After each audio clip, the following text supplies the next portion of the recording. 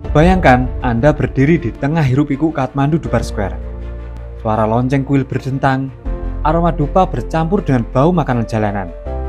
Dan arsitektur kuno berdiri kokoh seakan berbicara tentang ribuan tahun sejarah. Namun di balik keramaian itu, ada sebuah istana kecil yang tidak mencolok. Kumarigar namanya. Dari luar, ia tampak sederhana. Tapi di dalamnya ada sesuatu yang luar biasa. Seorang gadis kecil yang dipercaya bukan sekedar manusia. Ia adalah Kumari, Dewi hidup Nepal. Sebuah tradisi kuno yang telah berlangsung selama berabad-abad. Pertanyaannya sekarang, bagaimana mungkin seorang anak kecil bisa dipuja sebagai perwujudan Dewi? Dan apa yang sebenarnya terjadi di balik tembok istana sunyi itu? Tradisi Kumari bukan sekedar ritual. Ia adalah denyut spiritual Nepal, sebuah perpaduan unik antara Hindu dan Buddha yang hidup berdampingan dalam harmoni. Di mata masyarakat, Kumari bukan hanya simbol. Ia adalah manifestasi nyata dari sakti, kekuatan feminin ilahi yang dipercaya hadir dalam setiap wanita. Setiap tatapan matanya, setiap senyumnya, bahkan setiap diamnya dianggap sebagai pesan dari para dewa. Ribuan orang rela berdesak-desakan hanya untuk sekilas melihat wajahnya. Tapi pertanyaan besar muncul. Bagaimana seorang gadis kecil bisa dipilih menjadi perwujudan Dewi? Ternyata pemilihan seorang Kumari adalah proses yang panjang, misterius, dan penuh simbolisme. Pertama, gadis itu harus berasal dari klan Saka, komunitas Buddha Newar yang sudah turun-temurun menjaga tradisi ini.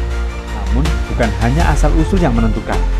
Ia harus memenuhi 32 tanda kesempurnaan, kriteria yang diambil dari teks kuno. Bukan hanya wajah cantik atau tubuh sempurna, rambutnya pun harus hitam legam. Kulitnya tanpa celah, gigi rapi, suaranya lembut, dan matanya memancarkan keteduhan. Lebih dari itu, ia harus menunjukkan ketenangan, kelembutan, dan keberanian yang luar biasa. Dan disinilah bagian paling misterius dari seleksi itu dimulai. Bayangkan, seorang anak kecil dibawa masuk ke ruangan gelap, hanya ditemani cahaya redup dari lampu minyak. Tiba-tiba, suara genderang bertalu-talu. Kepala kerbau hasil kurban diletakkan di hadapannya, dan suasana menyeramkan sengaja diciptakan.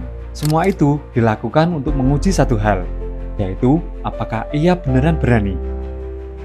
Karena Kumari bukan hanya simbol kecantikan, tetapi juga representasi kekuatan Dewi Tejalu yang mampu melawan kejahatan. Jika seorang gadis berhasil melewati semua ujian itu, ia resmi dinobatkan sebagai Kumari. Dalam upacara sakral, tubuhnya dipercantik, wajahnya dihias, dan sebuah tanda merah dilukis di dahinya, yaitu mata ketiga, simbol kebijaksanaan ilahi. Sejak saat itu, hidupnya berubah total. Ia tidak lagi dianggap anak biasa. Ia adalah Dewi. Di balik pintu istana, ia hidup dalam kesunyian dan kesakralan. Pendidikan formalnya dijaga ketat agar tidak merusak auranya. Pertemuannya dengan orang luar pun terbatas, dan setiap langkahnya penuh dengan makna. Dan pada festival besar Nepal, ia dibawa keluar dengan kereta megah, disambut ribuan umat yang bersorak penuh haru. Ketika jalanan Kathmandu menjadi panggung spiritual dengan Kumari sebagai pusatnya. Namun, pernahkah Anda membayangkan bagaimana rasanya menjadi seorang anak yang dipuja sebagai Dewi, tapi juga dipenjara oleh status ilahi? Bagi banyak orang, menjadi Kumari terdengar seperti mimpi indah, tapi kenyataannya, hidup sebagai Dewi hidup penuh keterbatasan. Ia tidak bisa bermain bebas seperti anak-anak lain. Ia tidak bisa berlari di lapangan, tertawa bersama teman sebayanya, atau sekedar berjalan di pasar. Semua interaksinya hanya pada acara seremonial, dan setiap ekspresi wajahnya dipercaya sebagai pesan dewa. Bayangkan beratnya tanggung jawab itu pada seorang gadis kecil. Disinilah paradoksnya. Ia disembah sebagai sosok suci, tapi juga terkurung dalam peran yang tidak ia pilih sendiri. Masa jabatan seorang Kumari tidak berlangsung selamanya. Ketika ia mencapai pubertas atau jika mengalami luka fisik yang dianggap menghilangkan kesempurnaan, maka ia harus lengser. Sebuah ritual dilakukan untuk menandai keluarnya Dewi dari tubuhnya. Dan sejak saat itu, ia kembali menjadi manusia biasa. Namun bayangkan, setelah bertahun-tahun diperlakukan Mbak Dewi, tiba-tiba harus menjalani hidup normal. Banyak mantan kumari kesulitan beradaptasi. Mereka tidak terbiasa dengan dunia nyata, tidak terbiasa dengan kehidupan sosial, bahkan ada yang kesulitan membangun keluarga karena dianggap masih menyimpan aura sakral yang menakutkan. Tradisi ini pun menuai kontroversi. Para aktivis hak anak mempertanyakannya. Apakah ini bentuk penghormatan atau justru pengekangan? Namun, zaman sudah berubah. Nepal kini mulai menyesuaikan tradisi dengan nilai modern. Kumari tidak lagi sepenuhnya terisolasi. Mereka diberi akses pendidikan formal, guru privat, buku, bahkan internet.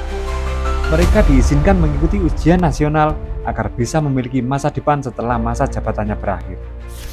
Bahkan, kini ada program khusus untuk membantu mantan kumari berintegritas ke masyarakat. Sebuah langkah penting untuk menjaga keseimbangan antara pelestarian tradisi dan perlindungan hak anak. Meski penuh kontroversi, tradisi kumari tetap menjadi salah satu simbol paling kuat di Nepal. Bayangkan seorang gadis kecil dari keluarga Buddha dipuja sebagai perwujudan Dewi Hindu. Sebuah perpaduan yang menunjukkan bagaimana dua agama besar ini bisa hidup berdampingan dalam harmoni. Lebih dari itu, kumari adalah lambang kekuatan perempuan. Ia menunjukkan bahwa spiritualitas tidak hanya dimonopoli laki-laki, tapi juga bisa diwujudkan dalam sosok seorang gadis kecil yang murni dan berani. Kumari bukan patung batu yang dingin. Ia hidup, bernafas, tersenyum, dan menangis, dan disitulah kekuatannya. Ia adalah jembatan antara dunia manusia dan dunia ilahi. Ini pertanyaannya adalah, apakah tradisi kumari harus tetap dijalankan? Ataukah harus berubah demi melindungi hak-hak anak? Apakah ia simbol suci yang harus dipertahankan? Ataukah tradisi kuno yang perlu diperbaharui? Dan lebih jauh lagi, apakah mungkin seorang manusia benar-benar bisa menjadi perwujudan dewa? Atau semua itu hanyalah cermin keyakinan kita akan sesuatu yang lebih besar dari diri kita sendiri? Jawabannya mungkin tidak pernah kita temukan sepenuhnya. Namun satu hal yang pasti, kumari tetap menjadi pengingat bahwa di tengah hiruk-pikuk dunia modern, masih ada ruang untuk misteri, kesucian, dan keajaiban. Terima kasih sudah melihat sampai akhir.